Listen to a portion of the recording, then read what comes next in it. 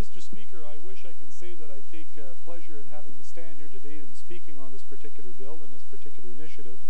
Unfortunately, I can't say it's with any pleasure that I have to participate in this debate because, quite frankly, I'm sad for the opportunity that we're missing in trying to do something that I think that all of us in this legislature and everybody by vast majority in the North want, which is to develop some sort of mechanism when there's development to be had in the far North, that it happens in a way that, first of all, benefits First Nations, and second of all, ensures the protection of our land for future generations. And unfortunately, the bill does neither, so therefore is, I think, a great failure and quite frankly missing a great opportunity that we had. But before I get into debate, I just want to respond to a couple of things that were said by government members in regards to this bill. One of them was made by one of the members who said, well, you know, if the opposition was so sincere, if the opposition was so serious and cared so much about this bill, we would have put forward amendments. Well, listen, it's a simple reason why we didn't put amendments. We don't support the bill. Why should I try to amend what is a flawed bill and something that the First Nations, the Chambers of Commerce, the municipalities and other across the North, the mining companies and the PDAC has said is a flawed process? The government has got it wrong, and they're the only ones still standing who thinks they've got it right. So if we didn't present amendments, that was the reason. The other thing is the parliamentary assistant took great pleasure in saying, oh, but you know, there are 34 communities in the far north that are doing land use plans. Yes, but are any of them going to be accepted under this bill?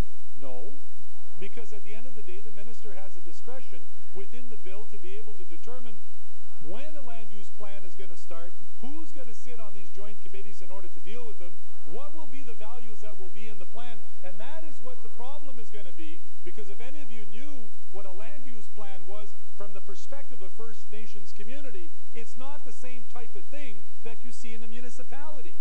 The values that they're trying to protect and the things that they're trying to achieve are quite different. So for the parliamentary assistant to say, as a way of, you know, rounding the argument why this legislation is so good by saying there's 34 communities in the far north who now have land use plans, or don't have land use plans, but are working on land use plans, is an admission that this is a good act. Listen, those are their land use plans that they are working on based on their values, their needs, their wants, and their aspirations. This bill doesn't achieve that. And these communities, quite frankly, will not be able to introduce and keep most of what they've already built in to the process of land use planning that they've done. And the other thing I want to say, well, that member across the way, you're so learned. Not true. Look at Grand Chief Stan Ludit. Take a look at Margaret from the Shabanawa. Take a look at the people that are here from the Chamber of Commerce. Tell them it's not true. You better wave back. You better know what you're talking about, because you don't, sir. And if you don't know what you're talking about, don't participate in the debate. Stand up and say it when you get a chance. Lou, you should know better.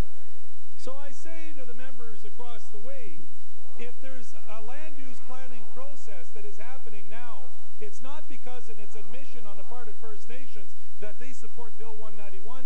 It is the fact that First Nations have been wanting to do land use plans, have been working on land use plans, but the missing component has been the provincial government has not been there to support their needs.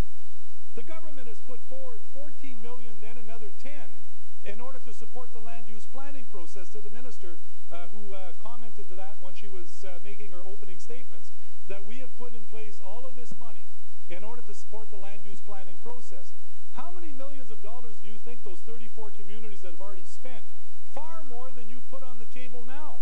So we've got probably what is about 6% of the money that's needed to do land use plans in all 49 land communities.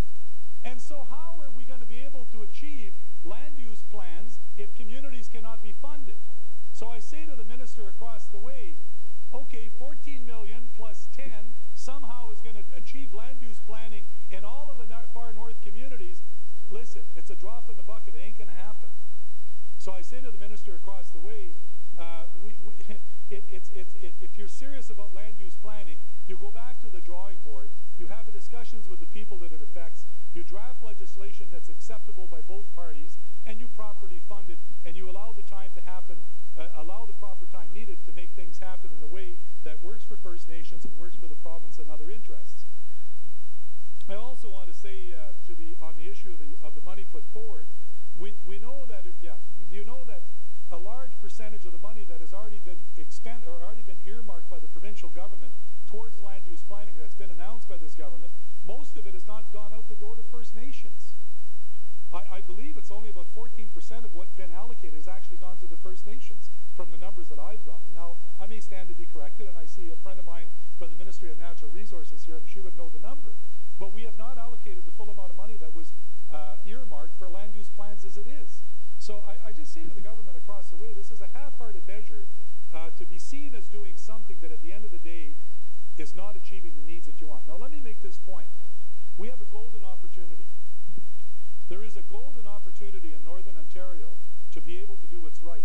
I was talking earlier to one of the NAN representatives, and I said, listen, you know, the person said to me, he says, are you getting any backlash back home from people that may be opposed to what you're doing in the House in defense of First Nations? I says, no. You know, I says, there's been a shift in public opinion in Northern Ontario over the last 10 years, where people understand you cannot have development in these communities without First Nations benefiting. People understand here in their gut, if there's going to be a mine that's developed in Attawapiskat or Martin Falls or wherever it might be, that there needs to be some kind of a mechanism that assures that the First Nations are going to be able to benefit from that economic activity. And number two, that there needs to be some rules about how it happens so that we protect our environment. And people understand that. And in the North, we have built a consensus around that point. The mining industry understands it. Take a look at the actions of De Beers Canada. Take a look at the actions of Detour Gold. Take a look at the actions of Lakeshore Gold and other companies that are currently negotiating impact benefit agreements with those First Nations communities. And this brings me to the point of consultation. The government says it's gone out and consulted because the minister flew into 8 communities, said hi, then met somebody at an airport and had a conversation, and somehow we consulted. Do you know how much money De Beers spent? You can shake your head, but you know how much money De Beers spent to consult that eventually, in consultation, that eventually led to an agreement with the community of Attawapiskat and a ratification to that particular agreement? They spent about $25 million. The private sector, De Beers Canada, said, we understand we can't develop a mine in Attawapiskat unless we have an agreement of the community. It has to be done with their consent. Well, God, if De Beers Canada can understand that you don't develop a mine without the consent of First Nations, where the heck is the government of Ontario? But more to the point, De Beers Canada spent $25 million by flying people in and out of the communities, holding various type of meetings, bringing in experts, holding community meetings, et cetera, in order to eventually negotiate what became the IDA that was ratified by the community of Attawapiskat. So if they understand what consultation is, Madam Minister, maybe you should go talk to De Beers or Detour Lake or other mining interests or hydro development projects that have actually done real consultation with First Nations on the point of being able to develop. Ontario Power Generation is now redeveloping the lower Matagami River Basin. They're spending $2.7 billion in this redevelopment. They've done that with the agreement of Moose Cree First Nation. And what did it take?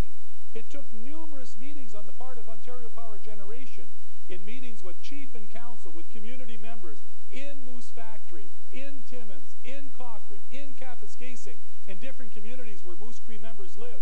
And then there was an exchange of information, exchange of ideas. There was a negotiations, and eventually there were 2 votes until finally ratify the agreement that allows OPG to do the development. Well, if one arm of the government, Ontario Power Generation, can understand that consultation doesn't mean to say, oh, I saw you at the airport, how's it going? I've consulted, and by the way, I flew to 8 of your communities, and somehow or other, that's consultation. Why does the government of Ontario not understand that true consultation from the perspective of First Nations means you engage, you discuss, you allow people to think about it, you allow the communities to come back to you, tell you what they think needs to be part of the discussion for final decision on whatever has to be made, and then there needs to be ratification by the community or by the territory if the project is big enough. So I just wanted to start my comments by saying that, just for the record. I want to say what is really sad about this is that we've not recognized, this government has not recognized that First Nations have always understood since the signing of the treaty in 1905 that they have never ceded the land to Ontario or the Canadian Crown. It was an understanding, and the documents prove it, within treaty and within the documents from the treaty commissioners, that when they signed treaty with the First Nations in the far north, there was an understanding there would be a sharing of the land. And this is the principle, and this is the point that all of this has to do with when it comes to the First Nations. They've never ceded the land. And how they see this particular bill, Bill 191, is the government trying to do by stealth what they were not able to do by treaty. That's the effect of what this bill is. And so First Nations have understood from the very beginning that there'll be a sharing of the land. But here's the problem. The first 100+ years of the treaty have not done very well for our First Nations. Some of you have taken up my invitation and have traveled to the far north into communities such as Martin Falls, in Attawapiskat, in Pikangikum, and Grassy Narrows, not Grassy Narrows, but Sandy Lake and others, and have seen how difficult life is in those communities. You have housing where there's upwards of 20 people that have to live in a house to be able to stay out of the cold and out of the rain. That you're trying to have kids in a house of 20 people study so they can go to school and make a better life for themselves in the future. In a house of 20 individuals, how do you do that? You have no recreational facility of sorts in most of the communities. You don't have pavement, and I don't think any of our communities in the far north have pavement. You have poor infrastructure. You got high prices. You got no roads into pretty well all of the communities. It is really a desperate situation as far as the way of life in a lot of our communities. And we're talking about poverty. You know, I invite people to come into some of our communities and look around. Great people, resilient, man, a sense of humor. You got to have a sense of humor if you live in some of these communities, or all of our communities, unfortunately. But the point is that in the first 100 years of the treaty, there has been no benefit of significance that has been given to the First Nations. We have developed mine after mine. We have developed hydro project after hydro project. We have cut down forest after forest. We have replanted trees. We have done numerous things of economic activity in the north. And the first 100 years of treaty have provided nothing but misery and poverty for